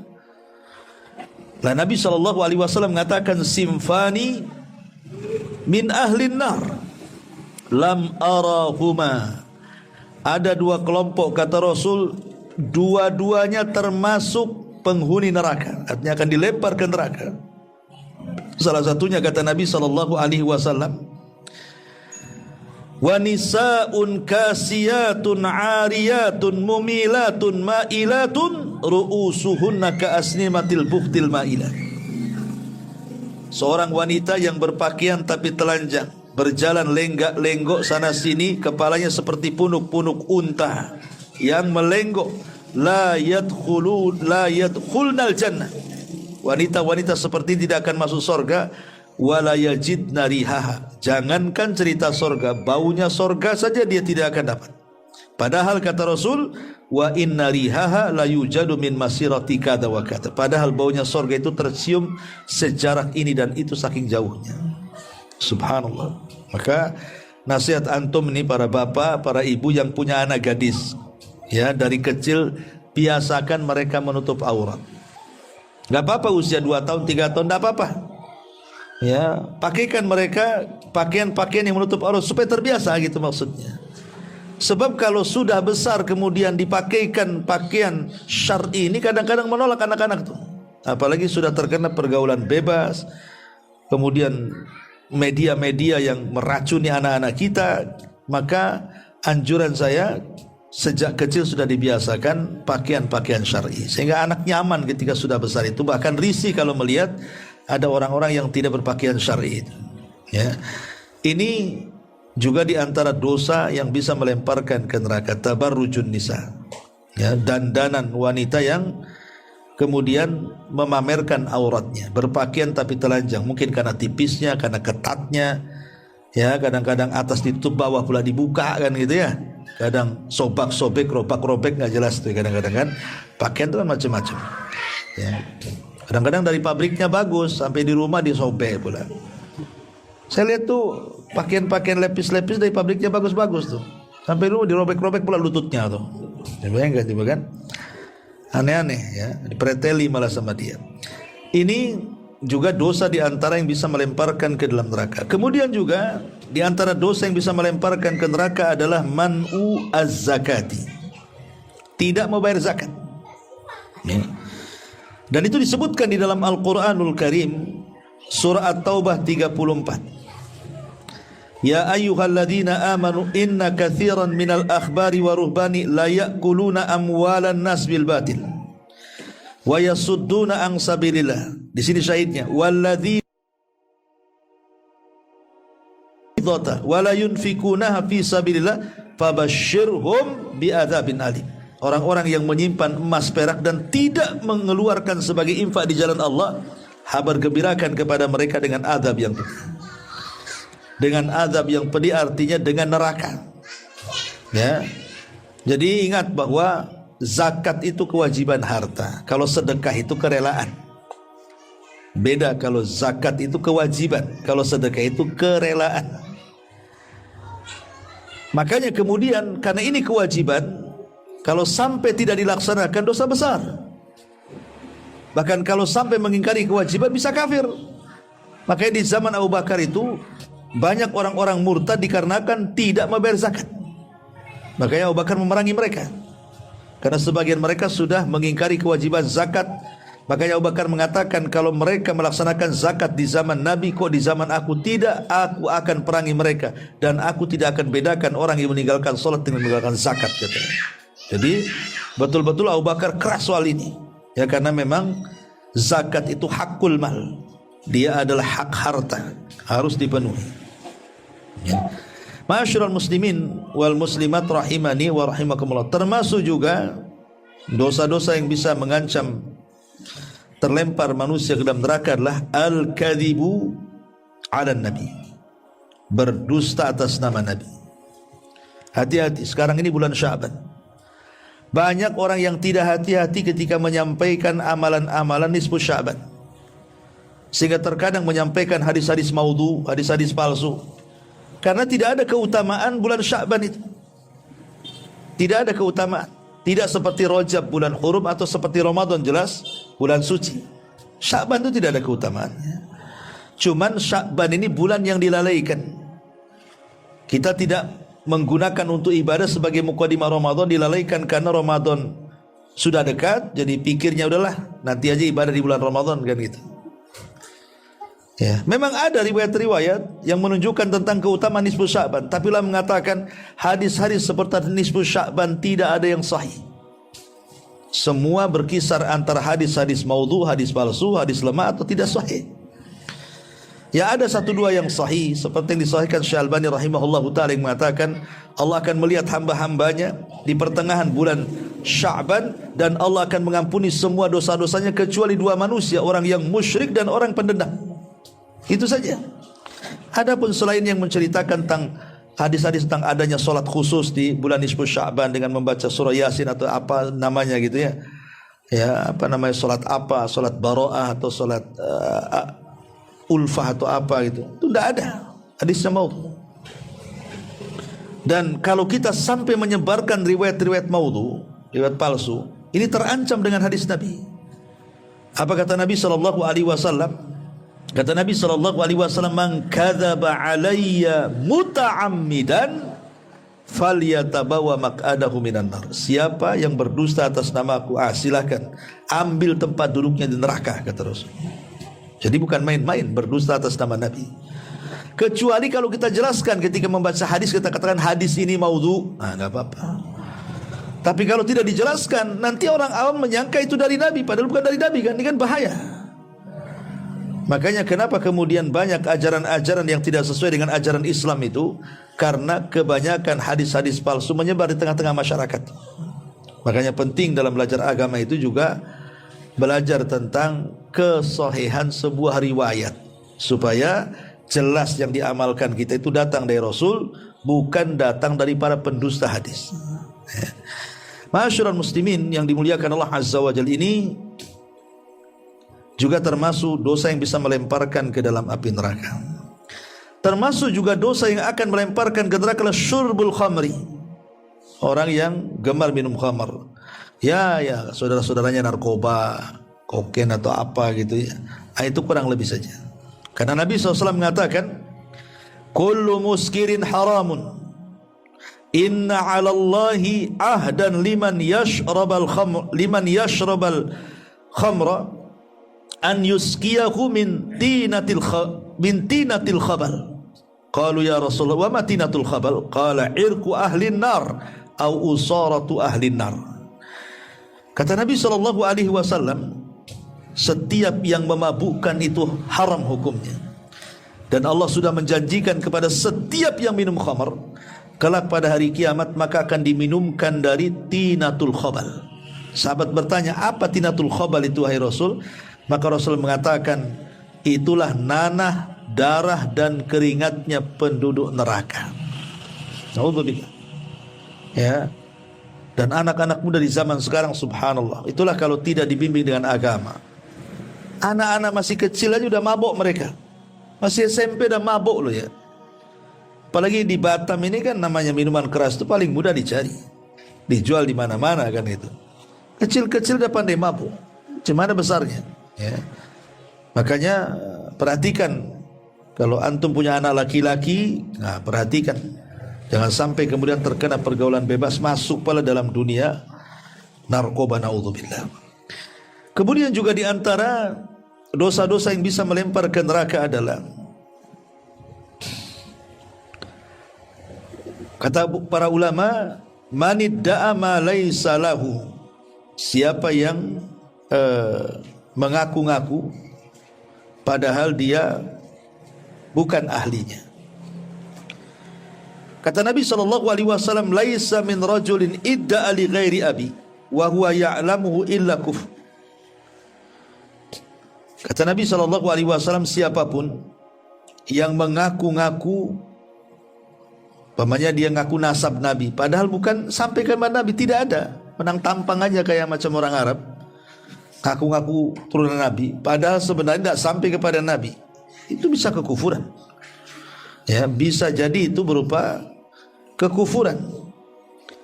Lah dalam riwayat, ketika Nabi SAW mengatakan masalah ini, apa kata Imam Nawawi rahimahullahu taala ketika melanjutkan hadisnya, ma laisa lahu fa laisa minna wal yatabawa maq'adahu minan nar, maka dia bukan termasuk umatku dan silakan ambil tempat duduk di neraka. Kata Imam Nawawi, wa fi hadzal hadis tahrimu da'wa ma laisa lahu fi kulli syai'in. Hadis ini menunjukkan haramnya seseorang mengaku-ngaku yang bukan ahlinya, yang bukan keluarganya, bukan nasabnya. Maka Rasul mengatakan silakan ambil tempat duduknya di neraka. Dan di akhir zaman ada fitnah, namanya fitnah sarrah ataupun fitnah duhaimah, yang mereka didatangkan kata Rasul dari keluargaku, padahal bukan dari ajaranku. Mereka mengambil sunnah yang bukan sunnahku, yang mengambil hidayah yang bukan hidayahku. Tapi mereka kemudian mengaku-ngaku mengklaim bahwa ini ajaran Nabi padahal bukan ajaran Nabi. Ini zuriyah Nabi padahal tidak sampai kepada Nabi. Makanya berat loh mengaku-ngaku. Dan kalaupun seandainya anda ini keturunan Nabi, lalu untuk apa sedikit-sedikit saya ini turunan ini, turunan, kan ria tuh. Nggak usah lah kan itu. Ya, kalaupun itu karena yang menjadikan zuriyah Nabi ini semakin dihargai, itu bukan karena turunannya, tapi karena amalannya. Inna akramakum indallahi atqakum. Sungguhnya yang paling mulia di antara kalian itu orang yang bertakwa, bukan karena nasabnya. Karena nasab itu tidak bisa mengejar amalannya. Kata Rasul, man batta'a bihi amaluhu lam yusri' bihi nasabu. Kalau lambat amalnya tidak mungkin dikejar nasabnya, kata Nabi. Oh, nasab itu loh mau menyelamatkan kita dari api neraka. Bahkan nanti pada hari kiamat tidak ada nasab lagi. Fala ansaba yauma idzin bainakum. Tidak ada nasab nanti pada hari kiamat itu. Terputus nasab itu. Yauma yafirul mar'u min akhi. Orang akan lari dari saudaranya. Wa ummihi wa abi, lari dari ibu bapanya. Wa sahibati wa bani, lari dari istri dan anak-anaknya. Likulli imri'in minhum yauma idzin sya'nun yughni. Masing-masing sibuk sendiri-sendiri. Lalu apa yang dibanggakan dengan nasab? Enggak menolong sama sekali, ya. Ma'asyiral muslimin yang dimuliakan Allah Subhanahu wa taala. Termasuk juga qatlun nafsi, orang yang membunuh, baik bunuh diri atau membunuh orang. Di zaman sekarang ikhwan, nyawa orang itu kayaknya tidak berharga, ya kan? Urusan-urusan sepele aja kadang-kadang nyawa melayang. Urusan waris, saudara dengan saudara saling bunuh-bunuhan. Bahkan belum mati bapaknya dibunuhlah bapaknya supaya cepat dapat warisan. Ada juga yang seperti itu. Gara-gara perceraian loh, sudah cerai suami istri, istrinya nikah lagi, cemburu pula si mantan suaminya, dibunuh pula, kan begitu. Masalah faktor ekonomi, dibunuh. Kemudian anak lahir di luar nikah, dibunuh. Sekarang subhanallah, saya setiap hari lihat berita itu, mesti ada aja pembunuhan itu. Ada yang diracun, ada yang ditipu, akhirnya bayar uang nggak bisa bayar, dibunuh pula orang yang minjami uang itu. Lebih jahat orang yang ngutang rupanya, kan itu. Dibunuh orang yang minjami duit itu. Ini kan subhanallah ya. Betul kata Nabi SAW bahwa di akhir zaman itu akan banyak kasratul haraj, banyaknya haraj. Ketika ditanya apa itu haraj wahai Rasul, itulah pembunuhan. Pembunuhan bukan orang Islam melawan orang kafir, enggak, sesama Islam. Ya, sama saudara, sesama keluarga kadang-kadang. Lah kata Nabi SAW, orang yang membunuh ini, maka dosa ini akan dilempar, penyebab orang akan dilempar ke dalam api neraka. Dan itu kelak pada hari kiamat, Abdullah bin Abbas radhiyallahu anhu menceritakan tentang masalah kisos. Jadi orang-orang yang dibunuh itu, walaupun mereka dibunuh dengan cara digantung, diracun, ditusuk, mereka datang kepada Allah tanpa kepala. Kepalanya ditenteng tangan kanannya, tangan kirinya nyeret pembunuhnya. Kemudian dia mengatakan kepada Allah, ya Rabb, sal hadza lima qatalani. Ya Rabb, tanya orang ini, kenapa dia sampai membunuhku? Ya, kalau dia kemudian punya alasan membunuhnya umpamanya karena ya dalam peperangan gitu ya, yang menyeret ini orang kafir dan yang diseret orang Islam, ya boleh jadi dia selamat kan gitu, karena dia membunuh dalam rangka peperangan karena Allah Azza wa Jalla. Tapi kalau bukan karena itu, maka dia akan dilempar ke dalam jahanam, naudzubillah. Ya. Ini juga diantara dosa-dosa yang menjadikan manusia terlempar dari ataupun ke dalam api jahanam. Termasuk akhdu amwalin nas bil halafil kadhib, mengambil harta manusia dengan sumpah yang palsu. Wah, ini orang-orang pasar, hati-hati ini. Kadang-kadang dia mudah-mudah sumpah wallahi wallahi wallahi saja, tapi untuk kedustaan. Ya. Seperti orang ngaku-ngaku tanah, demi Allah ini tanah nenek moyangku, tanah bapakku, dan begitu akhirnya kemudian diambilnya tanah orang. Ya kan, ataupun usaha orang. Dan begitu seterusnya. Kalau orang sudah bersumpah untuk kedustaan demi mengambil harta manusia, maka Nabi SAW mengatakan, wa in qadayna, kata Nabi SAW di sini, man iqtata'a haqqam ri'im muslim biyamini faqad aujaballahu lahun nar wa harrama alaihil jannah. Siapa yang mengambil hak seorang muslim dengan sumpahnya padahal dia di atas kedustaan, maka wajib Allah masukkan dia ke dalam neraka dan Allah haramkan surga pada dia. Ya. Dan banyak lagi ikhwatu fiddin, muliakan Allah Azza wa Jalla, dosa-dosa yang mengakibatkan orang terlempar dari neraka, termasuk juga orang yang meninggalkan atau melalaikan sholat. Bukan meninggalkan, melalaikan sholat. Ya, mungkin terlalu sering dia mengakhir-akhirkan waktu sholat, tidak pernah tepat waktu, maka ini termasuk orang-orang yang terancam dengan wail. Terancam dengan wail. Wail itu apa? Lembah di neraka Jahannam. Allah mengatakan fawailun lil musallin alladzina hum an salatihim sahun. Neraka wail, lembah di Jahannam bagi orang-orang yang salat. Siapa maksudnya?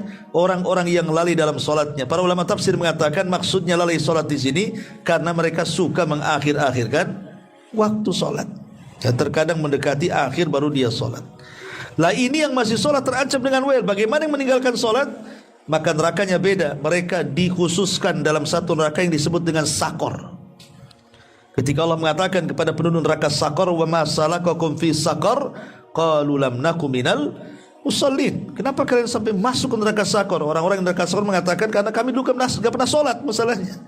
Ah, itu ancamannya lebih berat lagi, ya. Termasuk juga orang-orang yang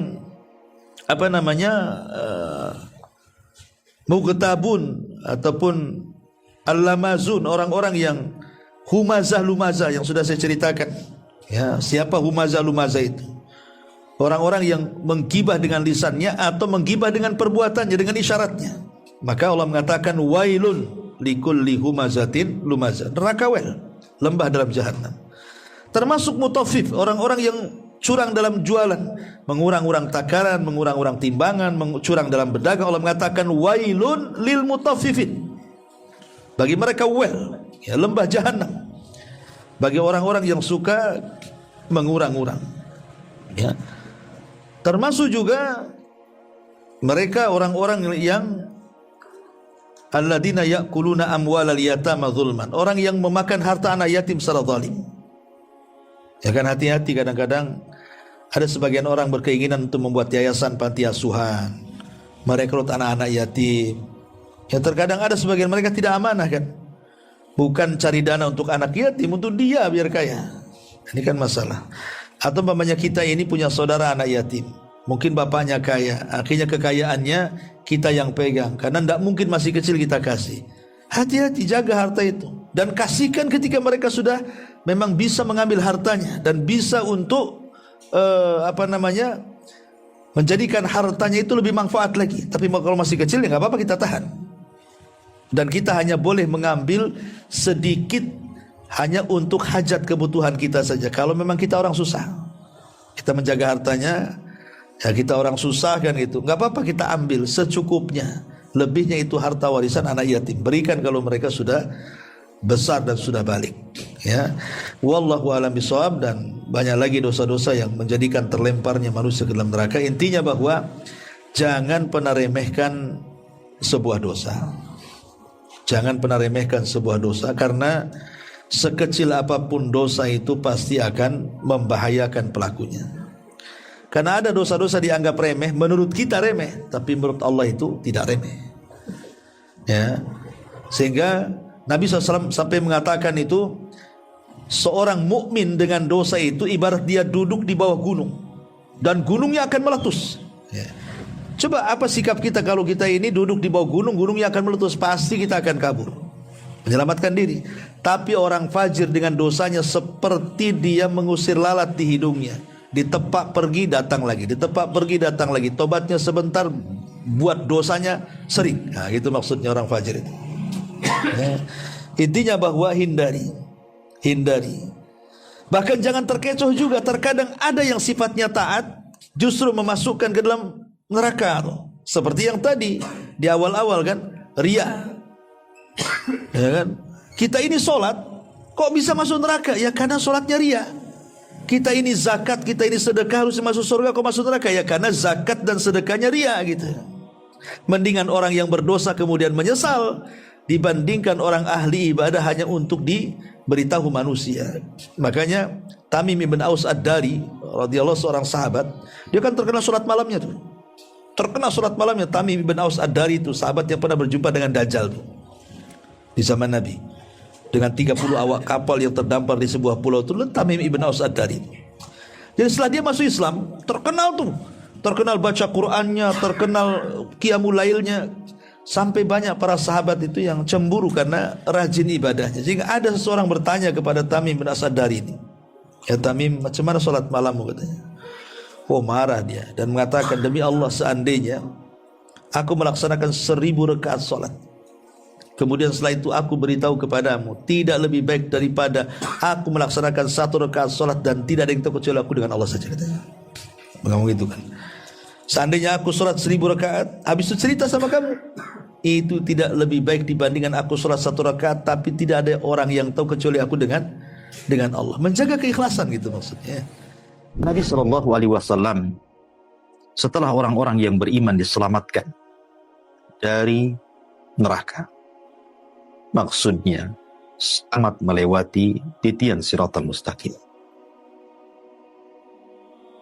mereka pun kemudian tertahan di kontor. Kenapa? Mereka tertahan di kontor di antara surga dan neraka karena ditegakkan kisos di antara mereka akibat kezaliman yang terjadi di antara mereka selama di dunia. Setelah dibersihkan dan dibebaskan, mereka pun baru diizinkan masuk surga.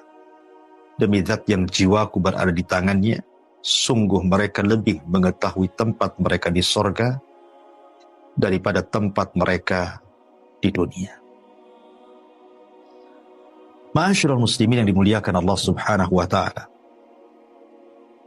sebagian para ulama mengatakan bahwa kontor adalah bagian paling ujung dari sirat. Maksudnya ujung daripada siratal mustaqim. Itulah yang disebut dengan kontor. Artinya kontor dengan pintu surga itu sudah sangat dekat. Makanya Al-Hafidh Ibnu Hajar Al-Asqalani rahimahullahu ta'ala dia mengatakan, alladhi yadhar annaha tarfus sirat mimma yalil jannah. Yang tampak bahwasannya kontor adalah ujung daripada sirat sebelum surga itu sendiri. Jadi kalau mengacu kepada pendapat Al-Hafidh Ibnu Hajar Al-Asqalani rahimahullahu ta'ala, bahwa kontor adalah sebuah jembatan yang merupakan ujung daripada jembatan titian siratal mustaqim, di mana Nabi SAW bersabda dalam sebuah hadis yang dikeluarkan oleh Imam Muslim dan yang lainnya dari hadis Abi Hurairah radhiyallahu anhu, wa yudrabu sirat baina dhahrai jahannam fa akunu ana wa ummati awwal man yujizuha. Dan akan dibentangkan sirat di atas 2 punggung neraka jahannam. Aku akan melewati dan umatku pertama kali sebelum yang lainnya. Artinya bahwa gambarannya bahwa ketika manusia selesai proses mulai daripada kebangkitan, kemudian pengumpulan di padang mahsyar, kemudian ada proses hisab yang mencakup pembagian catatan amal, timbangan, pembacaan amal, hisab yang mudah, sulit atau yang lainnya dari proses-proses kehidupan di padang mahsyar. Dan orang sudah dibagi-bagi, mana orang yang beriman, mana orang kafir, mana orang munafik. Maka Allah Subhanahu wa ta'ala akan datangkan jahannam di hadapan manusia. Waji'a bi jahannam. Jahannam akan didatangkan. Kemudian di atas jahannam akan dibentangkan sebuah jembatan, jisrun mamdudun fawqa jahannam. Sebuah jembatan yang akan dibentangkan di atas neraka jahannam. Dan semua orang yang beriman pasti melewati. Wa in kuntum illa wariduha. Kalian pasti melewati titian itu. Ada yang kemudian mereka melewati titian itu sebagaimana sabda Nabi SAW, seperti kilat. Ada di antara mereka yang melewati titian itu seperti angin. Ada yang melewati seperti burung. Ada yang berlari kencang dengan kuda balap. Dan begitu seterusnya. Walaupun secara logika, kalau kita melihat riwayat-riwayat kemudian kita simpulkan bahwa bentuk jembatan itu tidak mungkin dilewati. Dia licin, bergerak-gerak menggelincirkan, lebih halus dibandingkan rambut, lebih tajam dibandingkan pedang. Kemudian ada besi-besi pengait yang akan menyambar ke sana kemari. Secara logika mustahil orang bisa menyeberangi titian itu. Tetapi kuasa Allah Subhanahu wa ta'ala, Allah bisa menyeberangkan orang-orang yang beriman. Allah bisa menyeberangkan orang-orang dengan mudahnya sesuai dengan amal soleh mereka. Tetapi ada juga yang mereka merangkak-rangkak diselamatkan, tapi ada juga yang merangkak-rangkak kemudian dijerumuskan ke dalam jahanam, naudzubillah. Ketika manusia sudah susah payah melewati titian Shiratal Mustaqim, kemudian sampai di ujung titian, itulah yang disebut dengan qantarah yang kita bahas. Di qantarah ini manusia bukan berarti tinggal melangkahkan kakinya ke surga, tidak. Ada proses yang disebut dengan qisas. Dan sudah saya katakan qisas itu terjadi di dua tempat. Sebelum titian dan setelah titian. Adapun sebelum titian, ini qisas yang berlaku kepada binatang. Qisas yang berlaku kepada orang kafir kepada orang kafir. Orang yang beriman kepada orang kafir. Orang kafir kepada yang beriman. Dan begitu seterusnya. Tetapi tempat yang kedua di qantarah ini, qisas hanya berlaku bagi orang-orang yang beriman saja. Kenapa? Karena hikmahnya supaya ketika Allah masukkan manusia ke dalam surga, tidak ada lagi dalam hati mereka perasaan dendam. Karena sudah keadilan yang mereka cari selama ini, Allah kabulkan di qantarah itu. Makanya Allah Subhanahu wa ta'ala berfirman dalam Al-Quranul Karim, wa naza'na ma fi sudurihim min ghillin ikhwana. Kami cabut perasaan dendam dalam hati-hati mereka ketika mereka masuk ke dalam surga. Sehingga betul-betul ketika mereka masuk ke dalam surga, mereka di atas kenikmatan, di atas ketenangan, di atas keselamatan hati. Tidak dengki dengan orang, tidak dendam dengan orang, tidak bermusuhan dengan orang, dan tidak menanamkan perasaan kedengkian kepada orang. Dia akan hidup senang. Karena orang yang hatinya lapang, maka dia akan mendapatkan kebahagiaan yang sesungguhnya.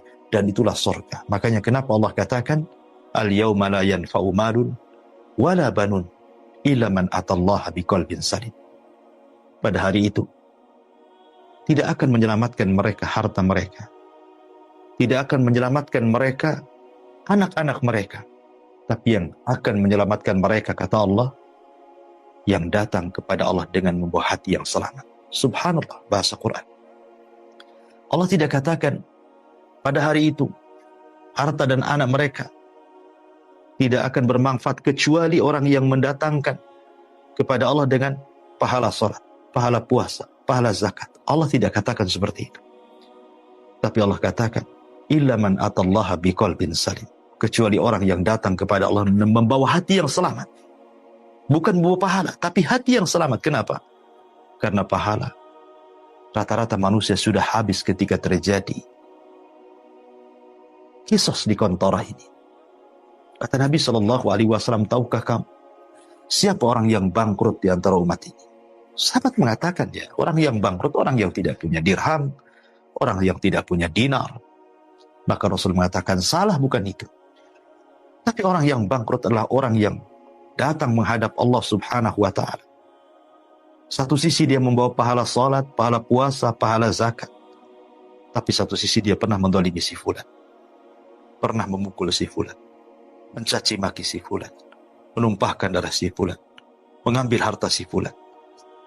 Ketika kemudian orang-orang yang dizaliminya Mereka mendatangi orang-orang yang mendoliminya di kantor. Maka mereka mengatakan, "Hei fulan, engkau dulu mendolimi diriku. Sekarang, kemarikan pahalamu untukmu." Maka dia pun akan berikan pahalanya.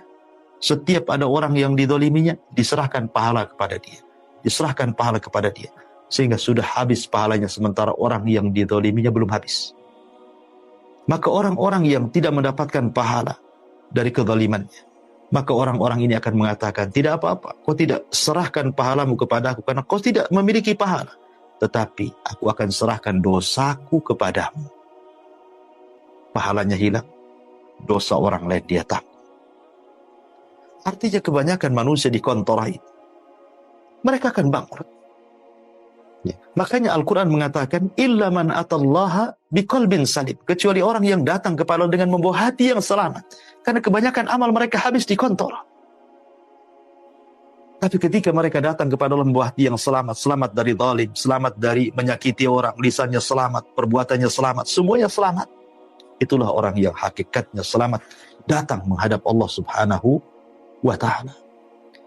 Oleh karena itulah ma'asyiral muslimin yang dimuliakan Allah Subhanahu wa ta'ala, Nabi sallallahu alaihi wasallam mengatakan, "Man kana indahu li akhihi madlamatun fi irdin aw syai'in falyatahallalhu al-yawma qabla alla yakunu dinarun wala dirham."